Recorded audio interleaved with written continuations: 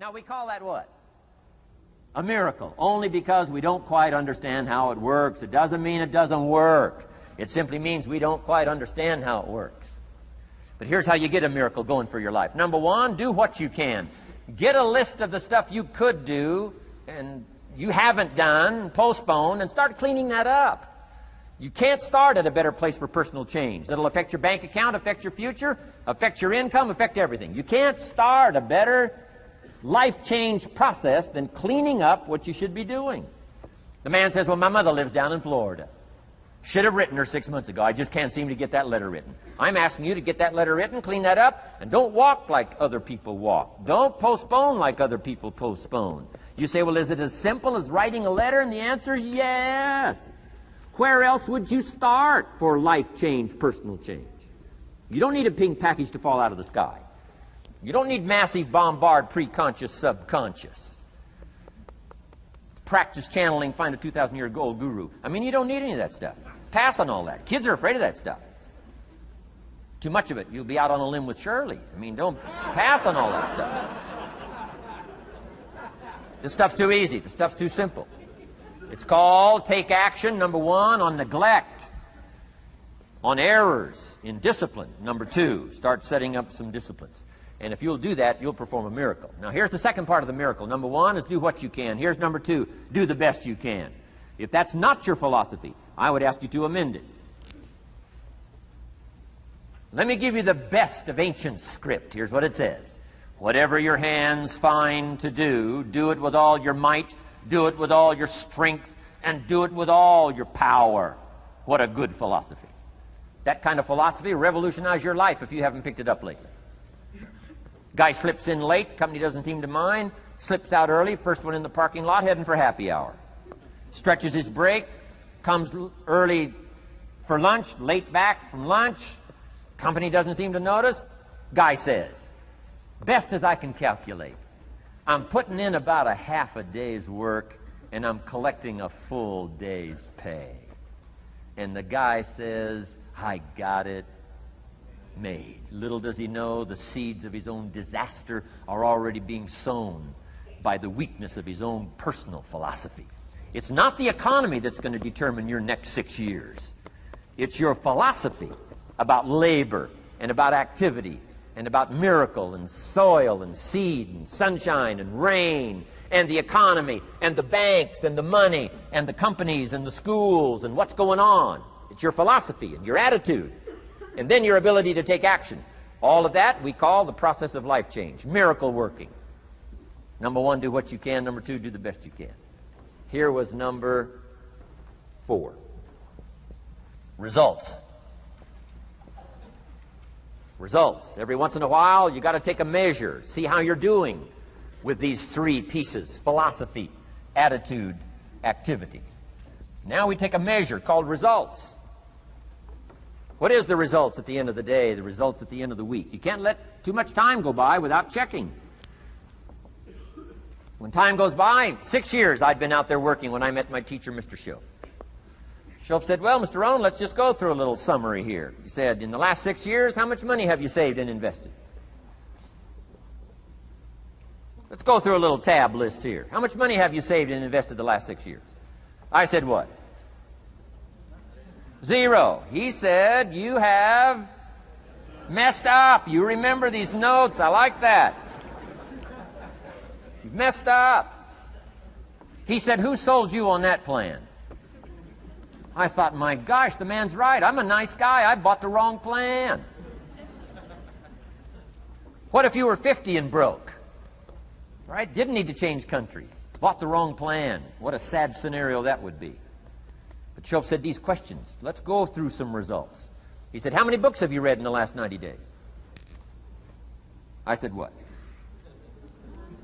0. Wisdom of the world available? Change your life, change your future? Wisdom of the world available? Develop any skill you want? Earn the kind of income you want? Have all the treasures you want, equities you want, relationship with your family that you want, everything that you want available, and the wisdom of the world to help you get it? Haven't read any books in the last 90 days. My teacher said, Mr. Rohn, you have messed up. I'm telling you, you've got the deal. Shoaff said, Mr. Rohn, in the last 6 months, how many classes have you taken to improve your skills or to develop new skills? Go for the American dream. Become rich and powerful and sophisticated and healthy and influential. How many classes have you taken in the last 6 months? I said, how many? 0. He said, you have messed up. He said, you don't need to unmess the country. You don't need to straighten out the perplexed. You don't need to straighten out any of this stuff. All you've got to do is look within and let results teach you a great deal about your own activity, your own attitude, and your own philosophy. I went through that process. Take this phrase home. Results is the name of the game. What other game is there? Results. Here's all life asks us to do. Make measurable progress in reasonable time. Just take home that little phrase. Good phrase. We're asked in life simply to make measurable progress in reasonable time. We demand it of our children. How many years do you want your child to spend in 4th grade? Approximately. About 1. If it looks like they're not going to make it, we pour on the pressure, called legitimate pressure, lack of results. Peer pressure, family pressure, school pressure, community pressure. Every other kind of pressure we can bring to bear. Why? You can't stay more than 1 year in 4th grade. As parents, you'd have to leave the community. You say, well, what if they're nice kids? Wouldn't you give them 3 or 4 years? And the answer is no.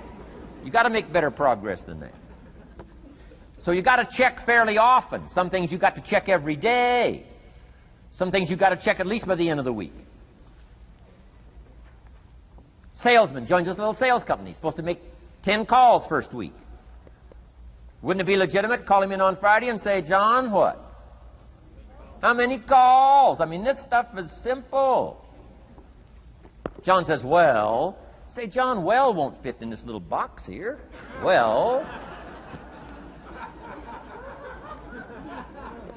Now John starts with a story. You say, John, I made this little box so small so a story won't fit. I don't need a story. I need what? A number. A number. What will a number tell me?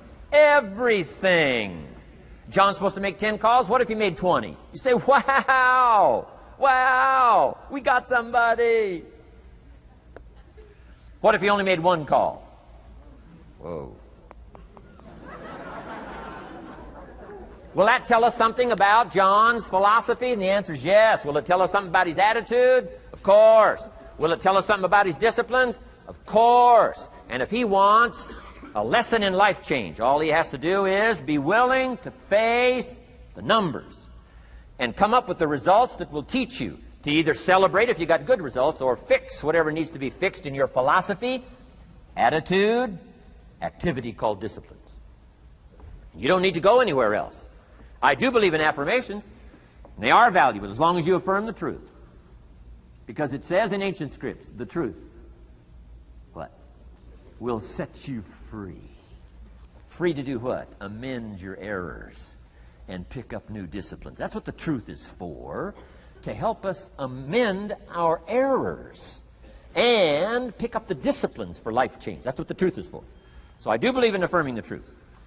If you're broke, best thing to affirm is, I am broke. You put that up on the refrigerator where you can see it every day. I mean, that's how you do that. Now, if you need a little additional affirmation, you just put up there, I'm 40 and broke. I mean, you know, that ought to do it. And if you need just a little more, put up there, I live in America and I'm 40 and broke.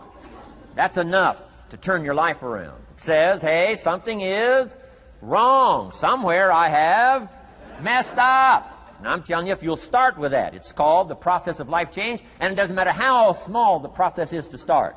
One discipline starts it, and then one discipline feeds another, and the first thing you know, you've got this whole cycle in an upward positive motion. And it's called life change. It's called income change. It's called health change. Relationship with your family change. Equities unprecedented that you can have in numbers that will stagger the imagination if you do not curse what's available and start amending what's possible to get the results that you want. I don't think I can put it in any better language. That's it. Kids can do it. Teenagers can do it. Parents can do it. Managers can do it. Right? Government officials can do it. Anybody can do it. Anybody can do this stuff called personal change. Wow. Results is the name of the game. Success is a numbers game. Good note to make. Success is a numbers game. You got to go for the numbers. You got to understand what the numbers are.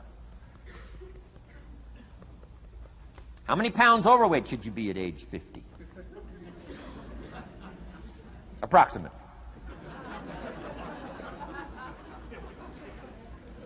John says, I got big bones. We'll give you 10 pounds. 10 pounds for big bones. Otherwise, come on, John. 20 pounds, 25 pounds. Shouldn't we turn on the caution light at work and at home? Blinking caution light. Somebody says, what's that caution light? So John's up about 20, 25 pounds. We got the blinking light going at home, got it going here at work. To remind him what? Wrong numbers. Okay? 35, 40 pounds, red light. Blinking at home. Somebody says, what's that blinking red light? Say, John's up about 40 pounds.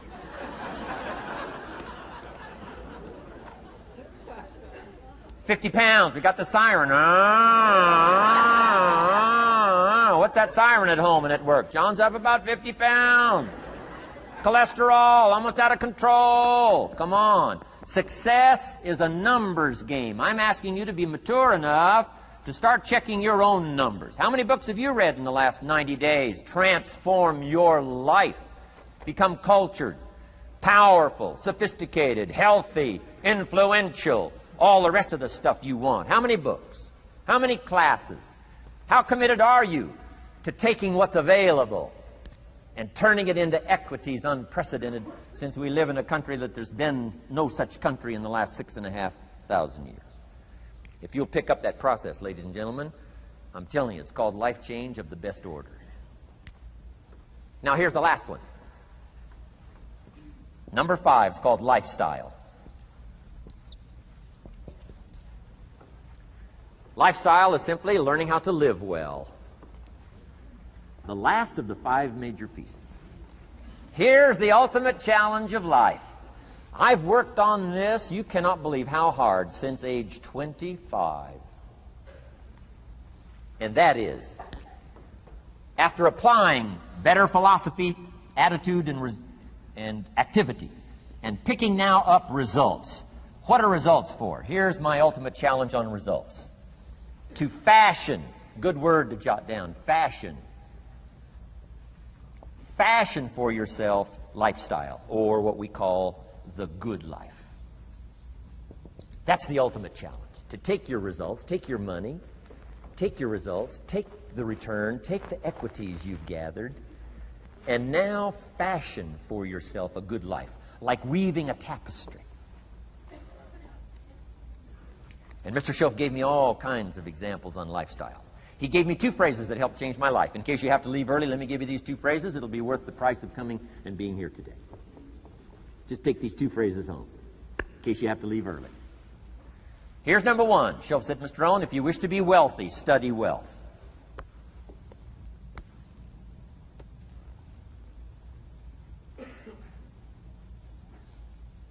When he said that, I said, my gosh, I don't know anybody that studies wealth. Where am I going to learn it? He said, never mind, Mr. Rohn, now that you've met me, if you'll be with me for a while, he said, and if you'll commit yourself, he said, I will teach you. And he taught me. He taught me the books. He taught me the stuff. Changed my life. By the time I was 31, I was a millionaire. The man taught me well. If you wish to be wealthy, study wealth. If you were to show me your present economic plan, in a personal conversation between you and me, you say, Mr. Rohn, let me disclose for you my current economic financial plan for the future. Would I get so excited, I'd say, hey, I'm going to go across the country and lecture on your plan.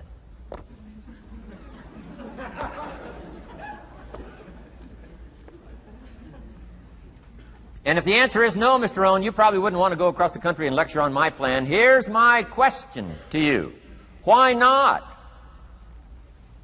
Why wouldn't you have a superior, powerful financial plan that's taking you to the places you want to go? I'm asking you, if you find yourself caught like I was at age 25, make the personal commitment today and say, I'm going to study and I'm going to change, and 5 years from now, nobody's going to be able to say, how come you don't have a superior plan living in a superior country with superior opportunity? Nobody's going to be able to say that 5 years from now of me. If you'll make that commitment, I'm telling you, this will be one of the most exciting days of your life. Not because of my seminar. It'll be one of the most exciting days of your life because of your commitment to this simple little process I've outlined for you. Here was the second phrase. Mr. Shoaff said, Mr. Rohn, if you wish to be happy, study happiness.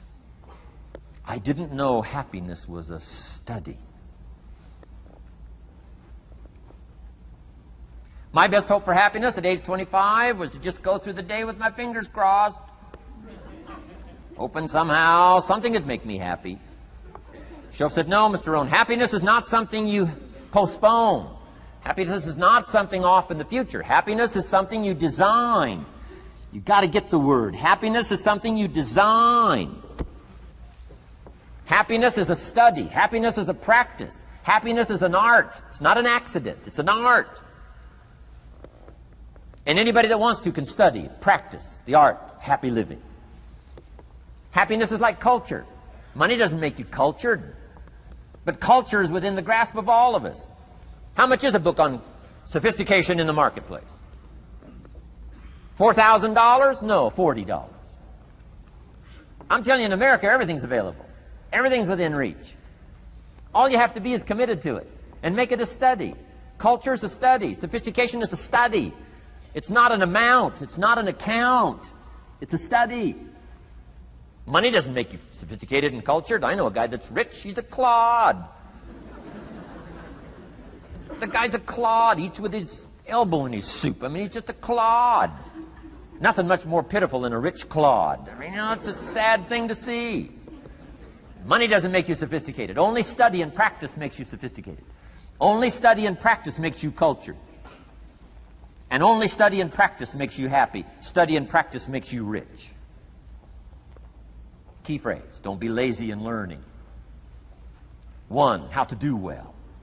Next, how to live well. Don't be lazy in learning and practicing the art of economics, practicing the art of productivity, and practicing the art of lifestyle. Shoaff taught me in such simple terms.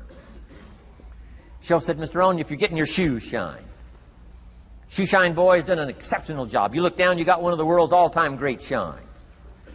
And you pay him. Now, you got a little change in your hand. Question pops in your mind. Should I give him 1 quarter or 2 quarters as a tip from a neat shine? Here's what Shoaff said. If 2 amounts pop in your mind, always go for the higher amount and become the higher thinking person. That helped change my life. Here's what he said. Become a 2-quarter person. Now, you can tell that was a long time ago when a quarter was a good tip. Now it takes dollars. But just substitute 1992, dollars for quarters. Shoaff said, hey, if you are thinking 1 quarter or 2 quarters, and you say, well, no, I'll just give him 1 quarter. He said, that'll affect you the rest of the day. The rest of the day, you'll look down, see this great shine, you'll say, I got to be really cheap. 1 lousy quarter, tip from a shine. But he said, if you'll go for the 2 quarters, Shoaff said, you can't believe the extra happiness you can buy for just an extra quarter. That's called studying and practicing the art of lifestyle, which means living well. Money doesn't make you happy. Father wads up a $20 bill, throws it at his son, and says, if you need the darn stuff that bad, take it, just get out of my face. How sad, a father with money and no joy. He studied economics, but he never studied joy. I'm asking you to turn that around. Turn that all around. I did a seminar one time, St. Louis, Missouri. When I finished a seminar like this, a man walked up and said, Mr. Rohn, you've really gotten to me. He said, I'm going to change my philosophy, I'm going to change my attitude, I'm going to change my life, I'm going to change everything. He said, you've touched me today. And he said, you'll hear about me. You'll hear my story someday. I said, okay. Right? A lot of people, right, say things. Sure enough, a few months later, I come back to St. Louis, did another seminar. When I finished my seminar, I saw this man come walking up. I didn't remember his name, but he said, I'm sure you'll remember me as the man who said, I'm going to go make some changes. You've touched me today. I said, I do remember you. He said, I'm telling you, things are already happening for me. I cannot believe in just a matter of months. He said, one of the things I decided to change was my relationship with my family. He said, my wife and I have 2 lovely teenage daughters. Parents couldn't ask for any more beautiful, lovely daughters. And he said, I'm the only one that's given them trouble. He said, these daughters of ours have never given us any trouble. He said, I've usually been the one all these years giving all the trouble and all the static.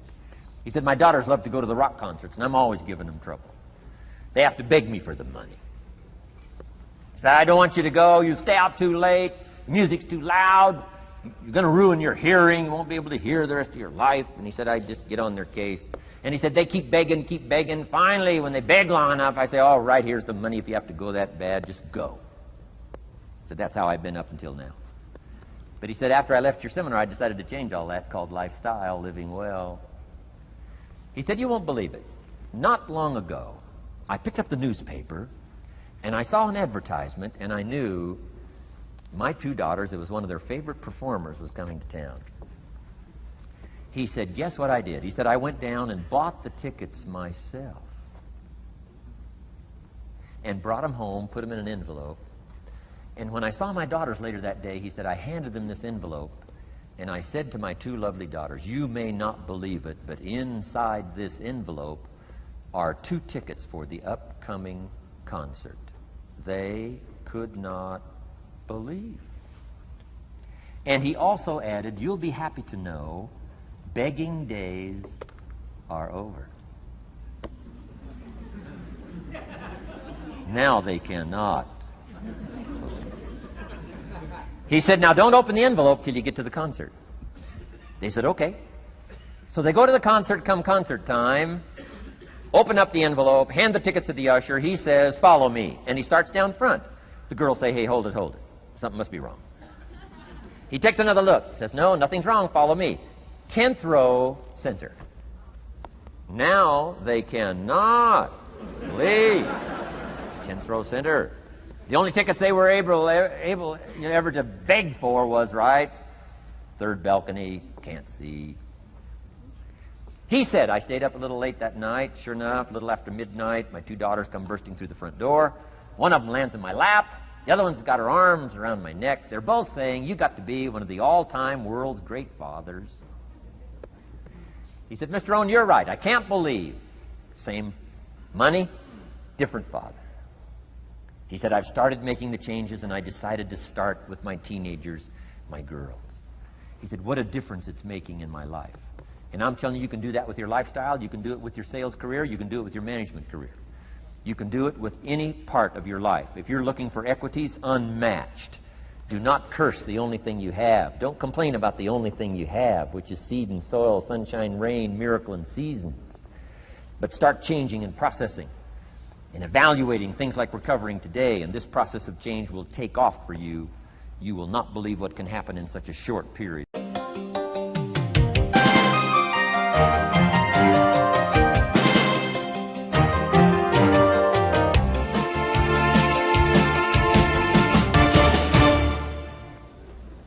Next subject, personal development.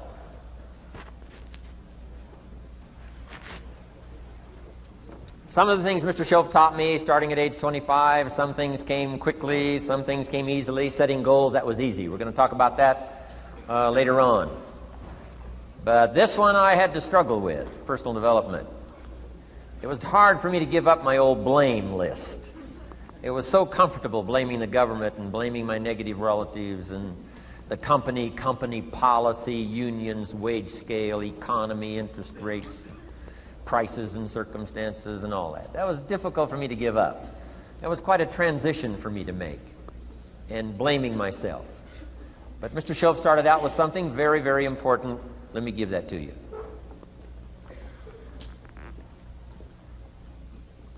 He said, it's not what happens, that determines the major part of your future. It's not what happens. What happens, happens to us all. He said the key is what you do about it. It's not what happens, it's what you do about it.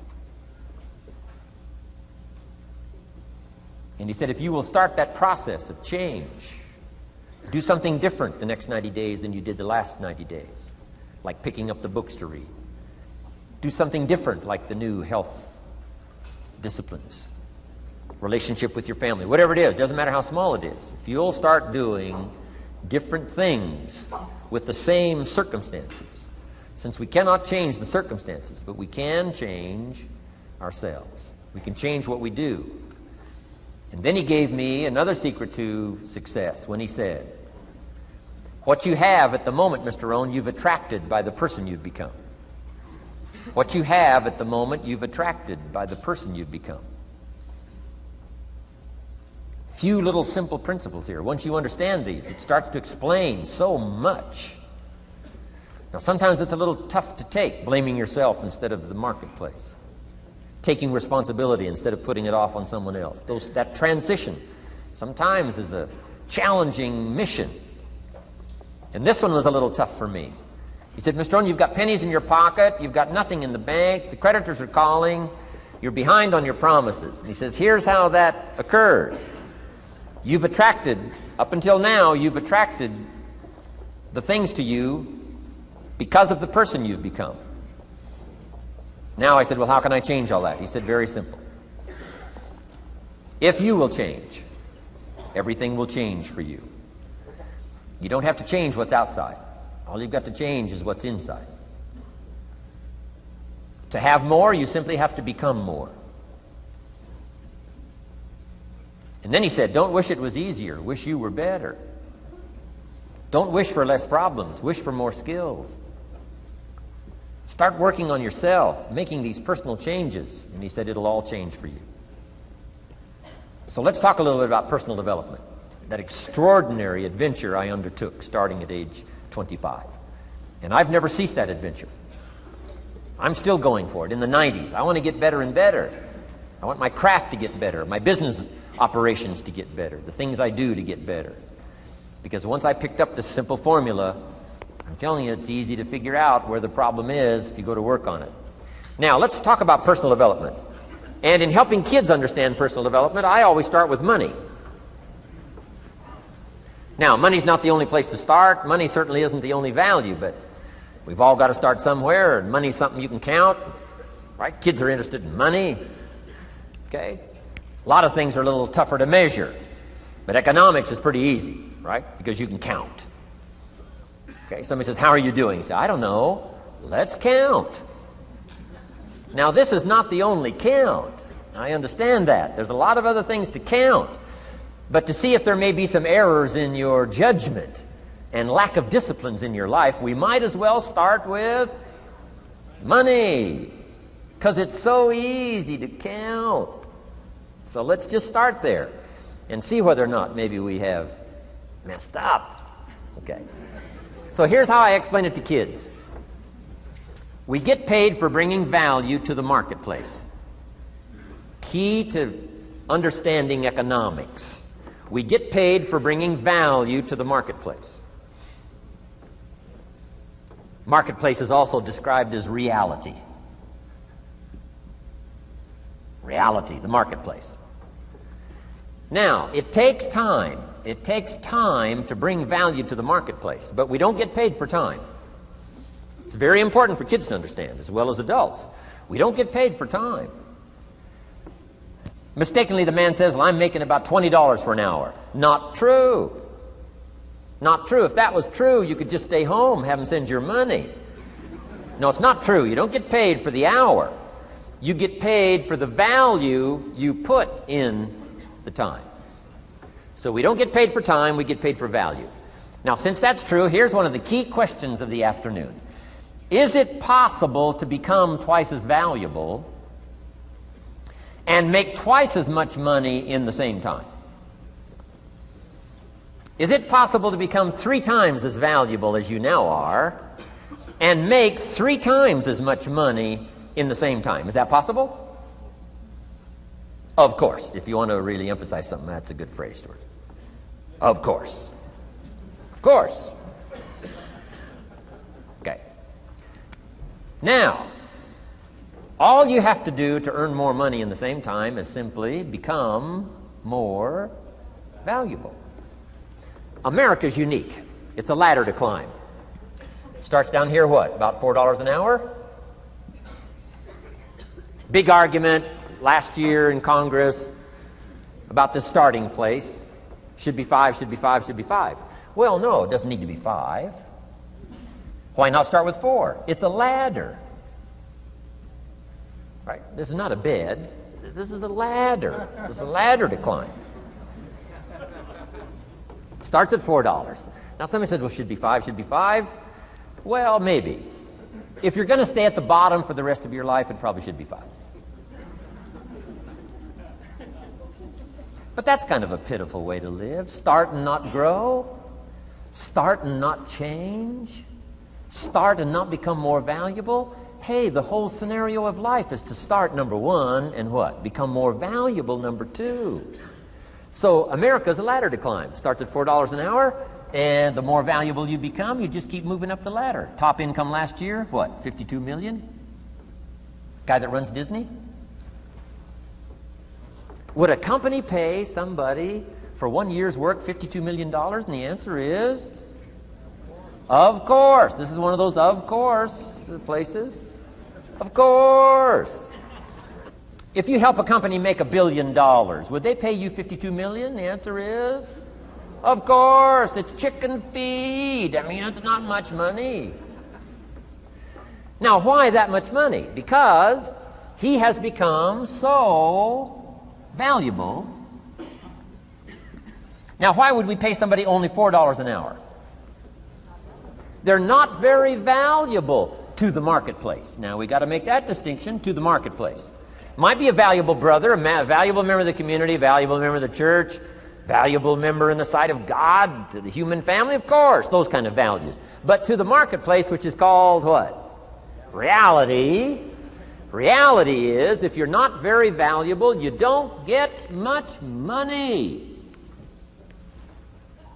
Those are called the facts. I mean, that's how that is. Well, then, how do you get more money? Simple answer. Somebody says, well, I'll go on strike for more. Well, here's a major problem with that. Here's a major problem with that. You can't get rich by demand.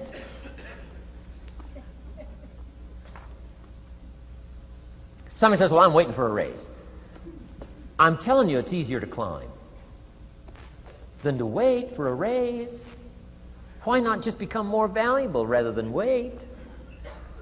I'm telling you, that's the key to all good things. Becoming more valuable. Why would we pay somebody $400 an hour? They've become more valuable to the marketplace. See how this works? I'm telling you, this stuff is so easy. This is America. This is a ladder. How far is it from 4 to 5? I'm telling you, it's not far. $4 to $5 an hour? If you work for McDonald's, haul out the trash, they'll pay you $5 an hour. If you whistle while you haul out the trash, they'll pay you $5 an hour. I'm telling you. You'll get an extra $1 just for a good attitude. Yay, McDonald's. Wear the hat. It's incredible. $5. And then you just keep becoming more valuable, more valuable, more valuable. I got a telephone call 5 years ago. The company said, we're ready to expand internationally. We need some help. I was sort of semi-retired. Right? Looking for the next exotic beach. They said, no, Mr. Rohn, we got a project for you. Right? We're going to expand internationally. We could use your help. Next little while, we'll add some millions to your fortune, make it worth your while. I said, okay. I thought later, isn't that interesting that they called me? My second thought was, of course they'd call me. Who else would they call? I mean, you know, I can get the job done. Now, how come I got a telephone call worth millions? I had become valuable. Now, I'm a farm boy from Idaho. I was raised in obscurity. 1 year of college, and I thought I was thoroughly educated. Made all kinds of mistakes galore. At age 25, the creditors are calling me saying, hey, you told us the check was in the mail. I got pennies in my pocket. I got nothing in the bank. I'm behind on my promises. How come I get a telephone call 5 years ago and it's worth millions?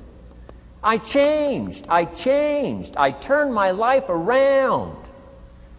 Is it possible to become worth millions? Speaking economically, now there's a lot of values to become, but let's just talk economics. Is it possible to become that valuable? And the answer is, of course, of course. Now let me give you the secret. Shoaff said, here's the secret, Mr. Rohn. Learn to work harder on yourself than you do on your job. Once I got that, it turned my life around. Learn to work harder on yourself than you do on your job.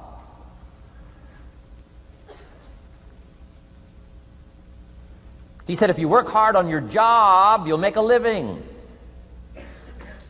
If you work hard on yourself, you can make a fortune. Wow. If you would have known me at age 25, you would have said, Jim Rohn's a hard worker. If you'd have known me, you'd have said that. I'm the guy, I don't mind coming a little bit early, staying a little bit late. I don't mind that. You'd have said, well, Jim Rohn's a hard worker. You say, well, how come he's got pennies in his pocket and nothing in the bank and behind on his promises? Well, I was a hard worker, but I was working hard on my job, not on myself. I'm telling you, if you'll learn that simple little principle and start the process today, latest tomorrow, give you tonight to think it over. And start this whole process of personal development, work on yourself, make yourself more valuable to the marketplace. I'm telling you, you can so dynamically change your income, and economics is the least of the values that you can start earning in terms of equity if you'll start working harder on yourself than you do on your job. Work hard on yourself and develop the skills. Work hard on yourself and develop the graces. All of the stuff necessary to become more valuable to the marketplace. I'm telling you, your whole life can explode into change. Promotions, no problem. Becoming more valuable to the company, I'm telling you, no problem. Money, no problem. Economics, no problem. Future, no problem. If you just go to work on the right thing. Not get things out there to change. Don't try to change the seed. Don't change the soil. Don't change the sunshine. Don't change the rain. Don't change the mix of seasons. Let the miracle of everything that's available work for you, and start working on the inside. Work on your philosophy. Work on your attitude. Work on your personality. Work on your language. Work on the gift of communication. Work on all of your abilities. And if you'll start making those personal changes, I'm telling you, everything will change for you. Now, let me give you another scenario on personal development. It's called the 4 major lessons in life to learn. Before we get to the 4 major lessons in life to learn, let me give you a key phrase for your notes. Here it is. Life and business is like the seasons. Life and business is like the seasons.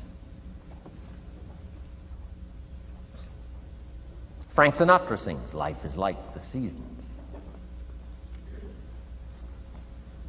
Now, here's one of the key phrases that changed my life. Starting at age 25, you can see this whole scenario. Personal development for me began. I've never been the same since. Here's the next key phrase. You cannot change the seasons, but you can change yourself. You can't change the seasons, but you can change yourself. My best hope, right? When I'm 25 years old, my best hope was to go through the day with my fingers crossed saying, I sure hope things will change. I sure hope things will change. It seemed to be my only way for my life to get better if things would change. Here's what I discovered. It isn't going to change. It isn't going to change. I did a seminar one time for Standard Oil executives and management in Honolulu, now known as Chevron. And we're talking economics one day around the conference table. And one of them said to me, Mr. Rohn, you know some fairly important people around the world. You have a chance to travel internationally. Can you tell us what you think the 80s are going to be like? Now you can tell how far back this goes. He said, what do you think the 80s are going to be like? And I thought for a moment, and I said, gentlemen, I do know the right people. And I do have some experience, I think I can tell you. So they all leaned in a little closer, and I said, gentlemen, based on the people I know and based on the best of my own experience, I think in the 80s it's going to be about like it's always been. Aren't you glad you came today? I mean, that's inside stuff. I don't just spread that around everywhere. It's going to be about like it's always been. It isn't going to change. To hope that it'll change is called whistling in the wind. Being so naive, hoping for something that isn't going to occur. I can give you the shortest history lesson that you can imagine in one sentence. What describes human history on the spinning planet the last 6,500 years? Let me describe it for you in one sentence. Here's human history in one sentence. Opportunity mixed with difficulty. That's about as simple as you can put it. And opportunity mixed with difficulty isn't going to change. The man says, well, if it isn't going to change for the future, if it isn't going to change in the 90s, how will my life ever change? Answer, when you change. And if you will change, everything will change for you. Your bank account will change, your income will change, your future will change. The ability to acquire your dreams will change. It'll all change if you will change. And now let's go through the scenario of the seasons. Life and business is like the seasons. Let's cover them. Here's number one, major lesson in life to learn. Learn how to handle the winters. You say, well, Mr. Rohn, a lot of this stuff is fairly obvious. That's true. Just need somebody like me just to come along and remind us. This is what this is called today, a reminding session. I got no new truth for you to discover. This is all old stuff. We just need to hear it again. Somebody get on our case a little bit, right? We all need that. Here's number one lesson. Learn how to handle the winters. That's obvious. The winters come right after falls. And pray tell how often? Every year, according to written history, for the last 6,500. To cross your fingers and say, I hope it doesn't come. I'm telling you, we call that naive. Now, there's all kinds of winters. Not just the winter of the season, but there's all kinds of winters. Winter time, the down time, the discouraging time. One writer called it the winter of discontent. The winter when you can't figure it out, the winter when it all goes wrong. Economic winters, social winters, political winters, and personal winters. When your heart is smashed in 1,000 pieces, the nights are unusually long. It's called winter time. Barbara Streisand sings, it used to be so natural to talk about forever, but used to be's don't count anymore. They just lay on the floor till we sweep them away. You don't sing me love songs. You don't say you need me, and you don't bring me flowers anymore. A song of winter. But hey, we're acquainted with all those winter scenarios. We've been through them all. Now the question is, what do you do about the winters? Well, you can't get rid of January by tearing it off the calendar. But here's what you can do with the upcoming winters of your life. The long ones, the short ones, the easy ones, the more difficult ones. Here's what you can do. Get wiser and stronger and better. Just make a list of that trio of good words. Wiser, stronger, and better. To challenge for yourself the upcoming winters of your life, don't you think you could read more? Pick up the scenario, pick up the books, pick up the cassettes. So I would put some stuff on cassettes so you can listen to it, put it in books so you can read it. Now putting it on video so you can see it. I'm telling you, anybody that wants to can get wiser. Next is stronger. Anybody can get stronger. If you're willing to do the push-ups, you can get stronger. If you're willing to put yourself through the paces, you can get stronger. Can you develop stronger skills? And the answer is yes. Start practicing, practicing, practicing. And you can get stronger. Can you get stronger in handling life situations? Of course. But you got to go to work on yourself. You can't blame out there wishing it was easier. Wish you were stronger. And here's the last one, get better. Anybody can get better. Language, we can all get better. I've been lecturing now for 33 years, and I'm telling you, today versus 33 years ago, I'm better. First time I gave a talk, I stood up, my mind sat back down. I mean, I've been through that whole deal. Opened my mouth, nothing came out for a while. My knees are banging together, the sweat's pouring off my face, I'm shaking like a leaf. It's called terror, in case you haven't tried it. Those first attempts. But I'm telling you, I got through it, and I did it again, and I got through it, and I did it again, and I got through it. And now, of course, I can lecture for a few hours in one day. Anybody can get better. Develop the skills, okay? Handle the upcoming winters. Don't wish away the winters. That's called naive. Wish for the skills. Wish for the strength. Wish for the wisdom. Here's the second major lesson in life to learn. Learn how to take advantage of the spring. Uniquely enough, spring follows winter. And pray tell, how often? 6,500 times. I mean, those are good odds. I'd gamble on it one more time. I mean, those are good odds. Every time. You can't beat those odds. Spring is called opportunity. Another day is called opportunity. Days follow nights. How about that? And how often? Every day. But now here's what we must learn to do with opportunity. Underline two strategic words in that sentence. Take advantage.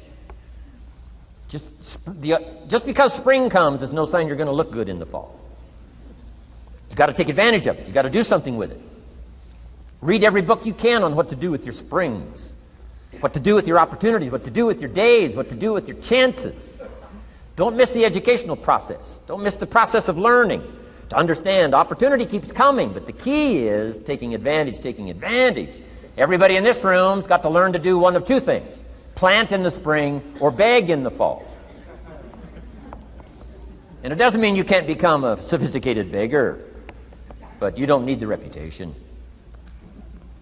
Learn to plant in the spring, take advantage. And there's an urgency here on springtime because there's just a few springs, handful of springs offered to each of us. So take advantage swiftly and quickly. Don't just let the time pass. The Beatles wrote, "Life is very short." And for John Lennon, it was extra short. For Michael Landon, it was extra short. But life is short. At the longest, it's short. So don't just let the springs pass.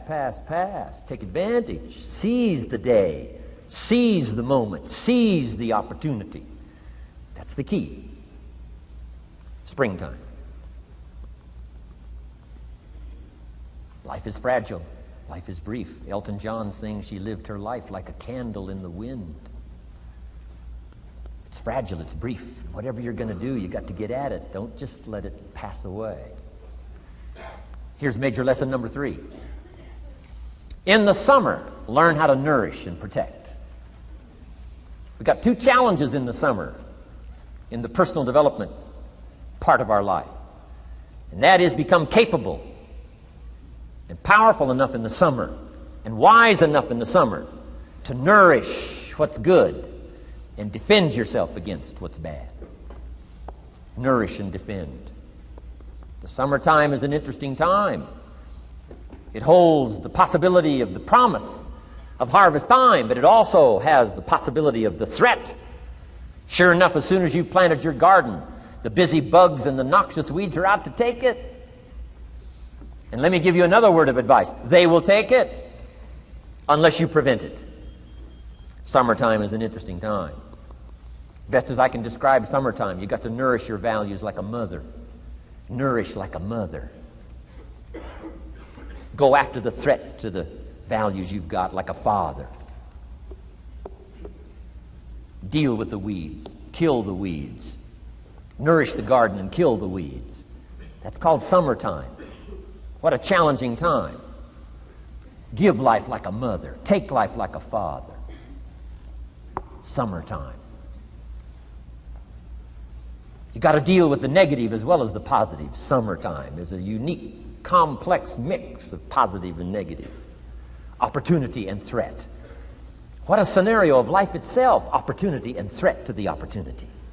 And you got to deal with both. You got to think positive and you got to think negative. You got to handle what's ever out to threaten you. You got to learn to threaten it back. Summertime. Interesting time. Nourish like a mother. Defend like a father. You got to be like your bloodstream in the summer. Red corpuscles to what? Nourish. White corpuscles to what? Fight. You got to both nourish and fight. You got to nourish and be vigilant. Okay. White corpuscles think negative. You can't just think positive. We call you naive. Somebody says, well, I've been taught to be all positive. You'll be some kind of freak. You can't be all positive. Thank God for white corpuscles that think negative all day. Guess what white corpuscles are looking for all day? Problems, infection. White corpuscles say, just show me some infection, I'll kill it. Why? It's out to kill the body. It's out to kill our chances. It's out to kill our future. Whatever threatens us, we threaten. I'm asking you to take sword to your enemies. Whatever's out to threaten you, threaten your health, you got to threaten it back. Like white corpuscles. Kill what's evil. Nourish what's good. Love like a mother. Hate like a father. Father says to whatever threatens his family, take 2 or 3 more steps toward this family and threaten my family, you'll cease to exist. I'm father. I kill.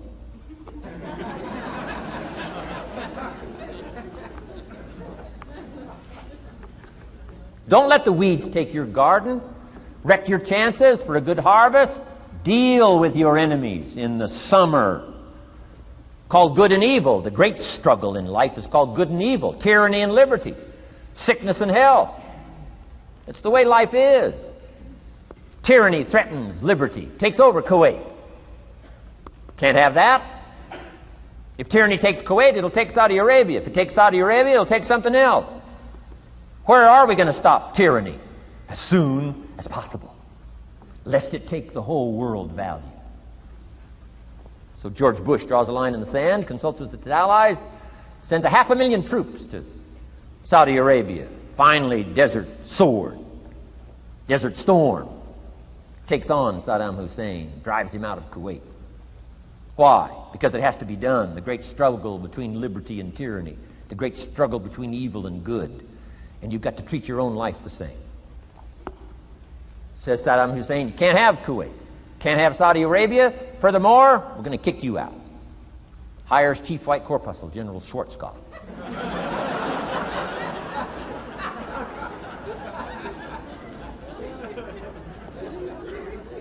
Takes care of the matter. I'm asking you in the summer, nourish like a mother. Threaten whatever threatens you like a father. Now you can also turn around the scenario, that's true. Love like a father, hate like a mother. Give life like a father, take life like a mother. You can turn the scenario around. The key is both love and hate. Single parents have got the greatest challenge. Love like a mother, hate like a father.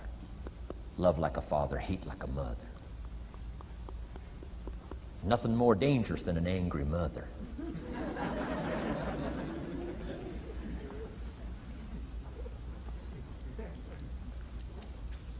Beware the female species of the animal. They call her Black Widow spider. Why? Because when she finishes, there is no male spider.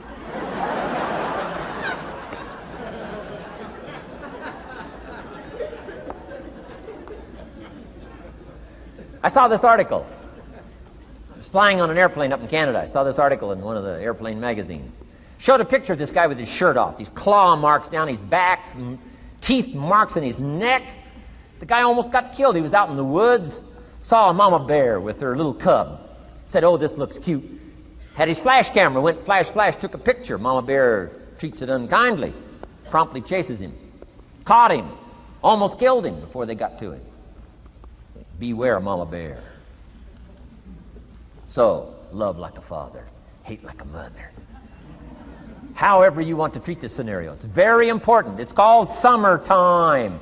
Part of the personal development challenge is to be challenged to learn to nourish all of your values, from a garden to a family relationship, to a love affair, to a marriage, to a business, anything that's valuable to you called equity. You've got to nourish it, you've got to feed it, you've got to take care of it, but you've also got to defend it. It's called the way things are. Key. In the summer. Now here's number 4. Fourth major lesson in life to learn. In the fall, in the harvest, learn to reap in the harvest without complaint. Important part of personal development. Reap in the harvest without complaint. Take full responsibility Once you've learned this scenario, it's not the seed, it's not the soil, it's not the sunshine, it's not the rain, it's not the miracle of the giving of life, it's not the seasons that's to be criticized. We must take personal responsibility. So in the harvest, take personal responsibility. It's your crop. Whatever you've reaped, it's your crop. Take responsibility. No complaint. And here's the next one. No apology. The best of human maturity is no apology if you've done well, and no complaint if you haven't.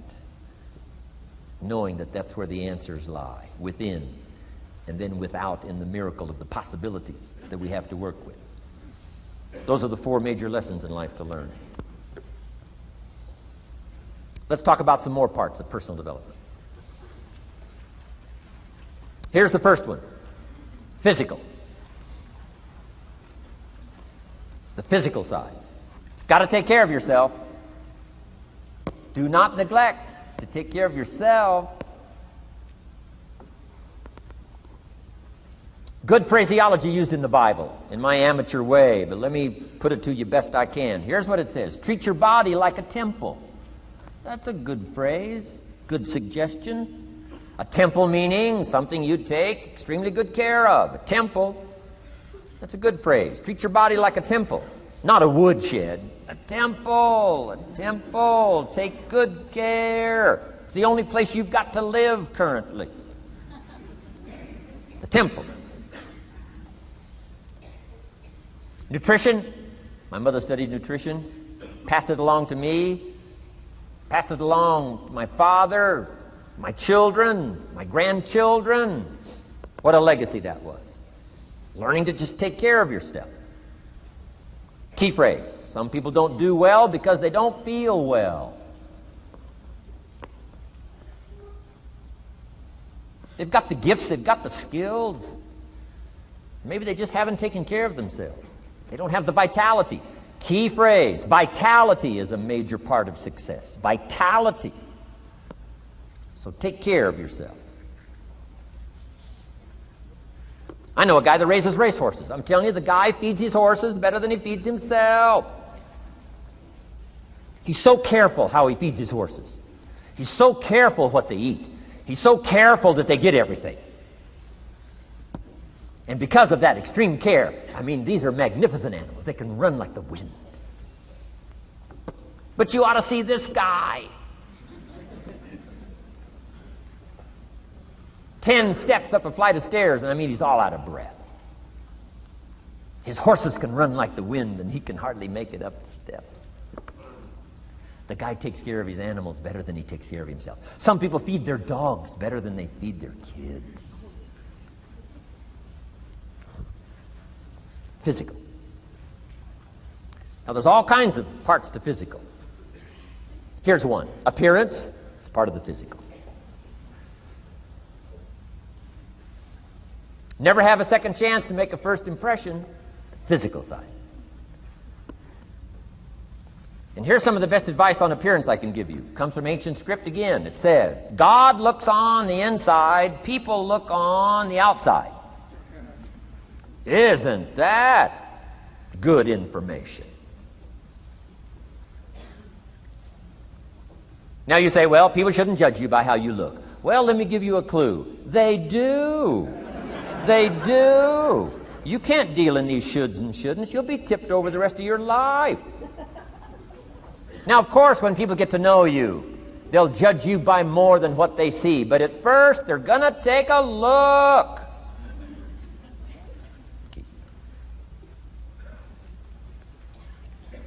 So, here's the best advice I can give you. Make sure the outside is a major reflection of what's going on inside.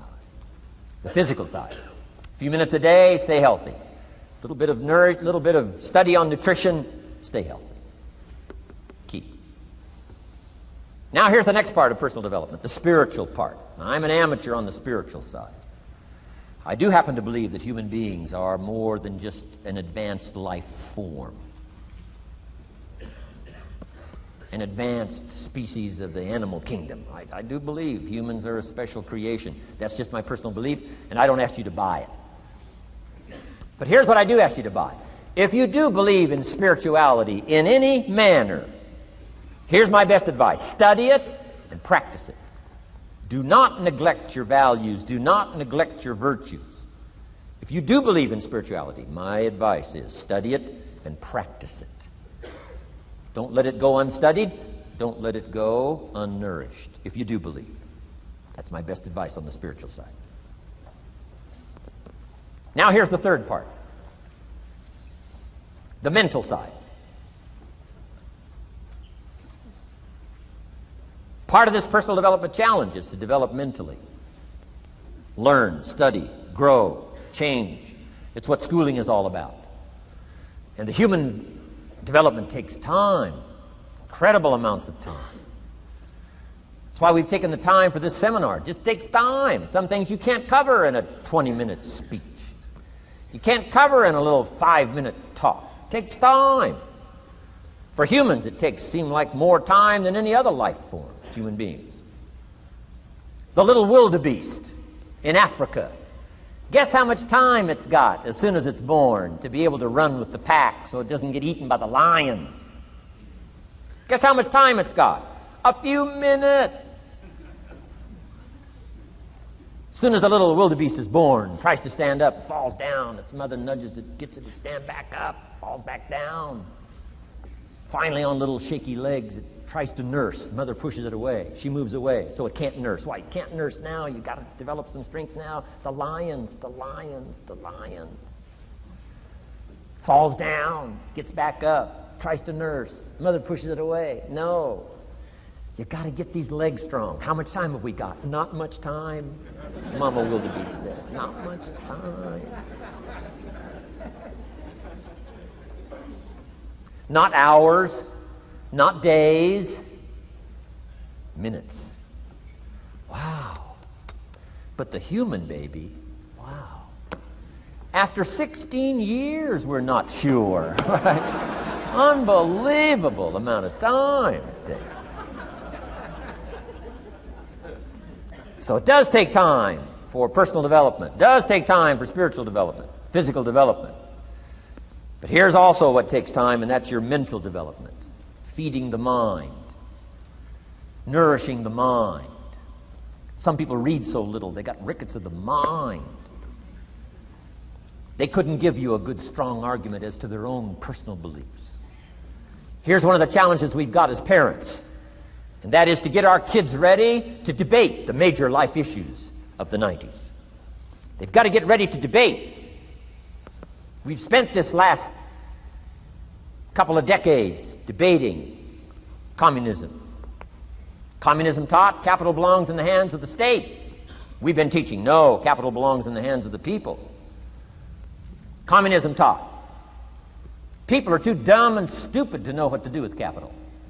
You've got to take capital away from all the dumb, stupid people and give it to the all-knowing, all-wise state.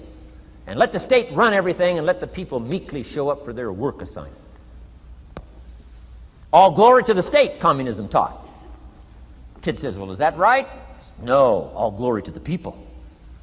Let the state be the servant of its people, not the people be the servant of the state.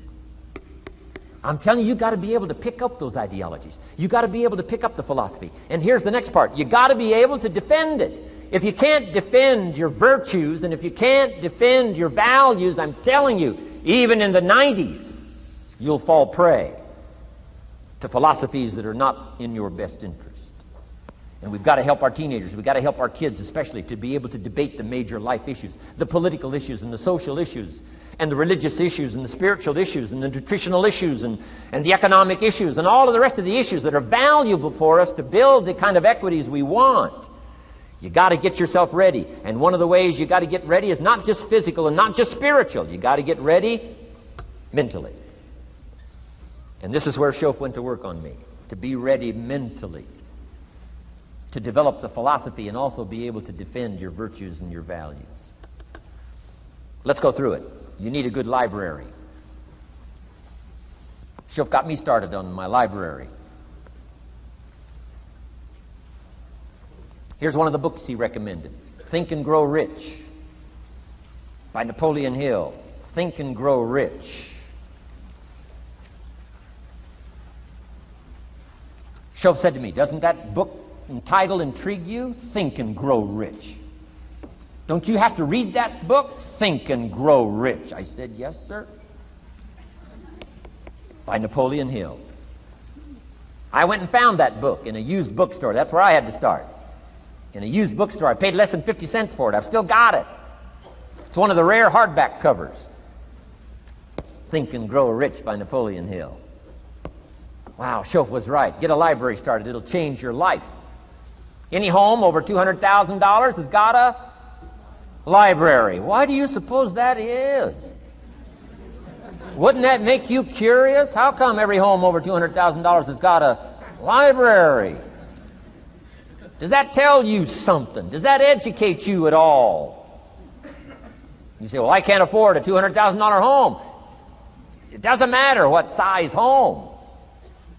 Take your present apartment, clean out a closet, call it your library, and start acting intelligent.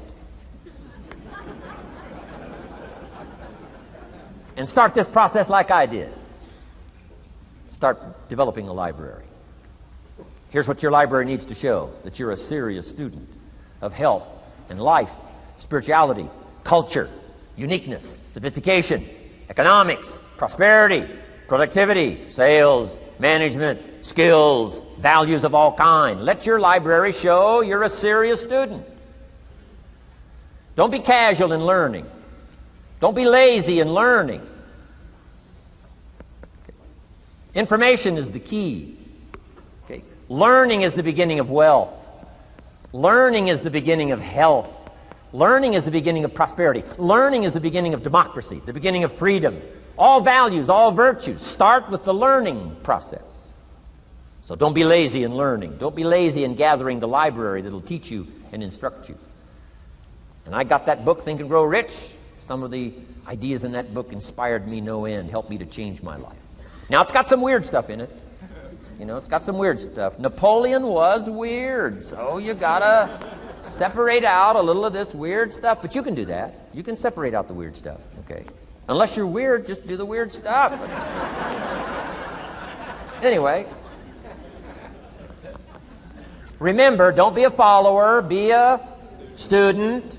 That's the key to all books. Don't be a follower, be a student. Okay. Another book he recommended. Help Me Become Financially Independent. We're going to cover that before we finish this afternoon. The book was entitled The Richest Man in Babylon. The Richest Man in Babylon by George Clason, C-L-A-S-O-N. This little book, The Richest Man in Babylon, I use it as a textbook teaching teenagers how to be rich by 40, living in America. 35 if you're extra bright. Much sooner if you find a unique opportunity. I got rich by the time I was 31, didn't wait till 35. If you find a unique opportunity.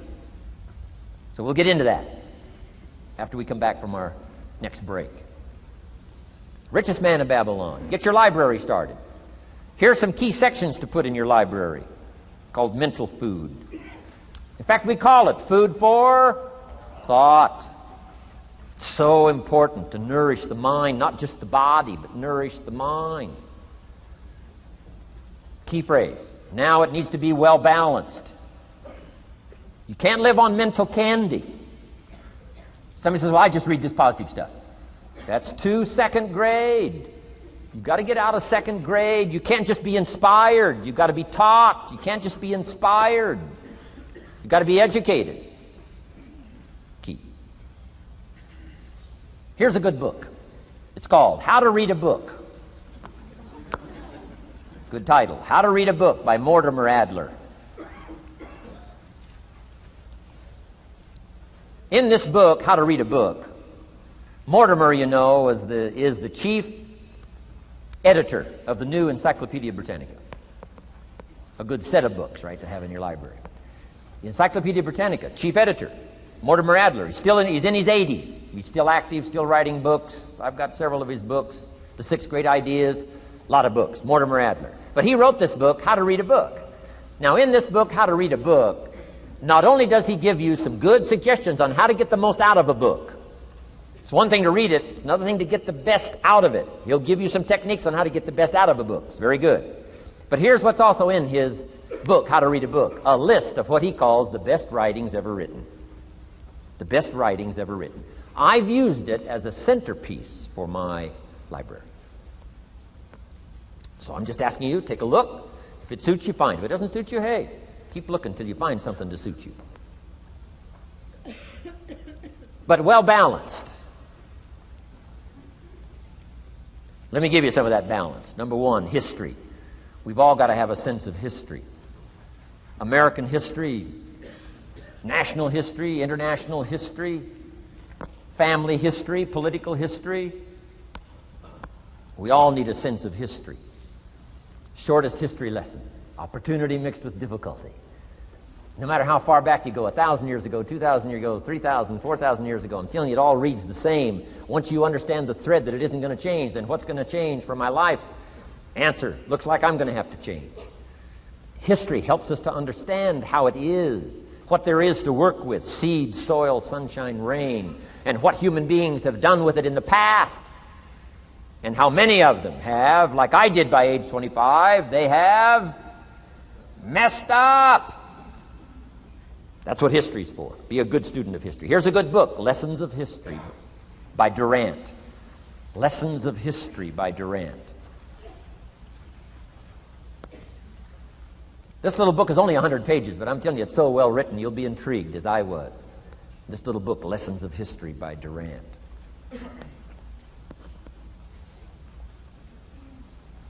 Next is philosophy. Durant also wrote a good book on philosophy. The Story of Philosophy. It's got a good rundown of the key philosophers of the last several hundred years, what they taught and some of the lives they lived. You might find it a little difficult, but hey, you can't just read the easy stuff. Key phrase to add here in parentheses, don't just read the easy stuff. You won't grow. You won't change. You won't develop. Tackle the more difficult stuff.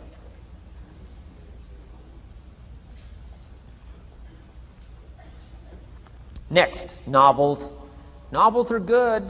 Sometimes an intriguing story keeps our attention so that the author can weave in the philosophy he or she is trying to get across.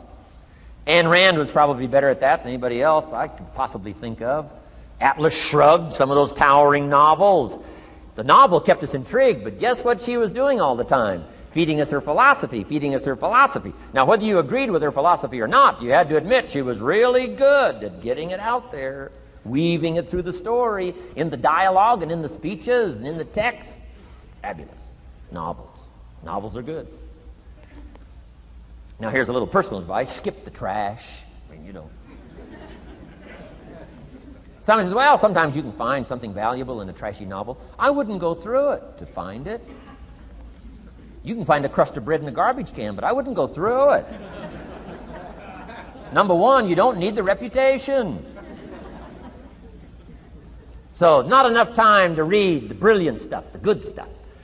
Skip the trash, really. My personal advice on personal development, becoming more valuable than you are. Key.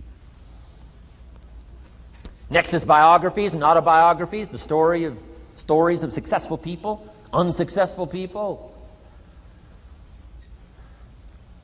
There's some dramatic stuff, right? Over the last 100 years, it's been written, biographies and autobiographies. Here's one of the best, the Bible. The Bible is a unique book because it's got a list of human stories on one side of the ledger, another list of human stories on the other side of the ledger. One's called examples, and the other's called warnings. And here's what we've got to have on biographies and autobiographies, both warnings and examples. In the Bible, the examples. The Bible says, look at these people's lives, follow them. Follow their philosophy, follow their advice. Then we got the warnings, right? Don't do what these people did. They messed up their life and threw their life away. Vitally important, both sides of the scenario. Now, if your life story ever gets in one of those books, make sure they use it as an example, not a warning.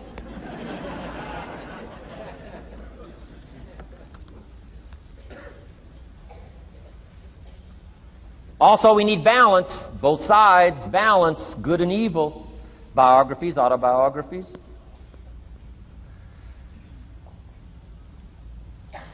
You need a book on Gandhi. You need a book on Hitler. One to illustrate how high a human being can go, and the other one to illustrate what? How low and despicable a human being can become. We need both sides of the scenario. Next, accounting. Got to have a little, at least primary view of accounting. Kids have got to start learning the difference between a debit and a credit.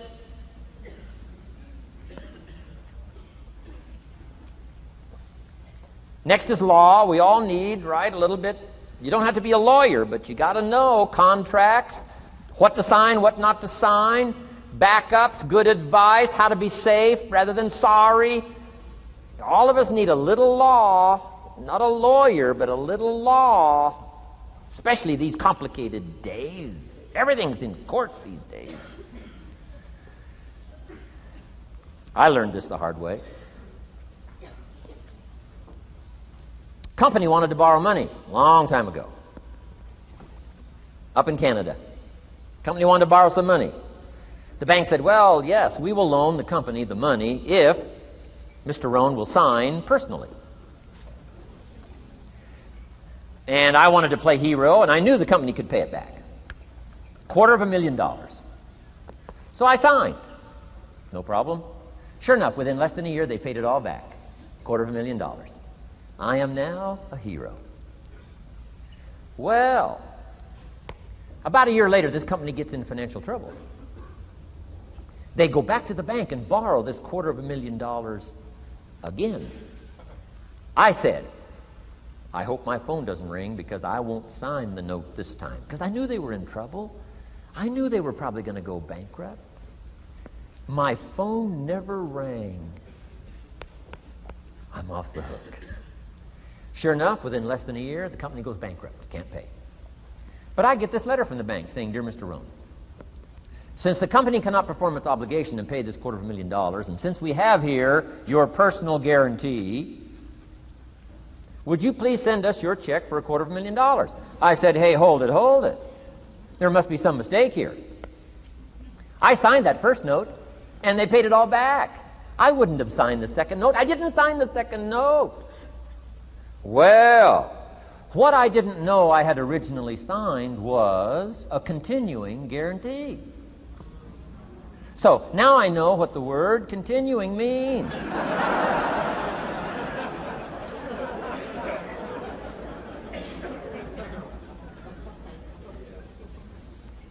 I'm asking you to study a little law, know what to sign, know how to defend yourself, right? Say, hey, we'll get back. Don't sign too quickly. I mean, there's all kinds of things here. Be a student. Don't be lazy in learning. How to defend as well as nourish. How to grow as well as take care of your enemies. You got to learn. Let your library indicate that you're a serious student about personal relationships with your family, gifts and skills, economics, and all the rest.